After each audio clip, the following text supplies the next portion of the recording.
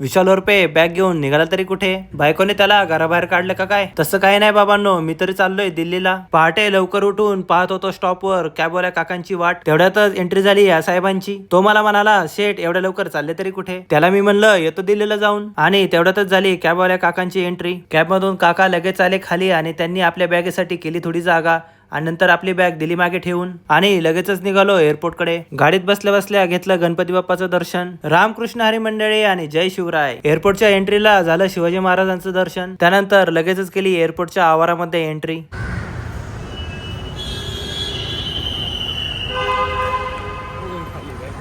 आपली बॅग घेतली आणि निघालो एंट्री पॉइंट कडे. एअरपोर्ट मध्ये एंट्री करताना आम्हाला दाखवायला लागलं आधार कार्ड आणि त्याच्यानंतर आम्हाला लगेचच भेटली एअरपोर्ट मध्ये एंट्री. मित्रांनो, हा होता माझा विमानाचा पहिला प्रवास, त्यामुळे मला खूपच एक्साइटमेंट होती. आम्ही 4 जण चाललो होतो दिल्लीला. त्याच्यानंतर आम्ही गेलो बोर्डिंग पास काढण्यासाठी. आमच्या एअरलाईनचं नाव होतं आकाशा एअरलाईन. मस्तपैकी सगळे लोक काढत होते बोर्डिंग पास. त्यानंतर मी पण लगेच घेतला बोर्डिंग पास. बोर्डिंग पास घेतल्यानंतर खूपच भारी वाटत होतं. बोर्डिंग पास हातात भेटल्यानंतर लगेच त्याला मी मागून पुढून व्यवस्थित पाहून घेतलं. त्यानंतर आम्ही लगेचच निघालो गेटवर जाण्यासाठी. जाता जाता मला झालं आपल्या महाराष्ट्रीयन संस्कृतीचं दर्शन. या गोष्टी फक्त पुण्यातच बघायला भेटतात.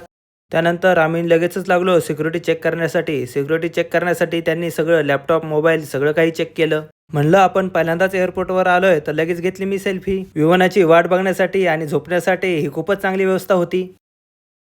विमान निघण्याची वेळ लवकरच जवळ आली. त्याच्यानंतर आम्ही लगेचच निघालो. तिथली सिक्युरिटी पाहून मला खूप VIP असल्यासारखं वाटलं. मित्रांनो, मी तर जाऊन बसतो विमानात. तोपर्यंत तुम्ही घ्या फॉलो करून. आणि जर हा तुम्हाला व्लॉग पूर्ण पाहायचा असेल तर विशाल रुपये या YouTube चॅनलवर तुम्ही बघू शकता. लिंक बायोमध्ये आहे.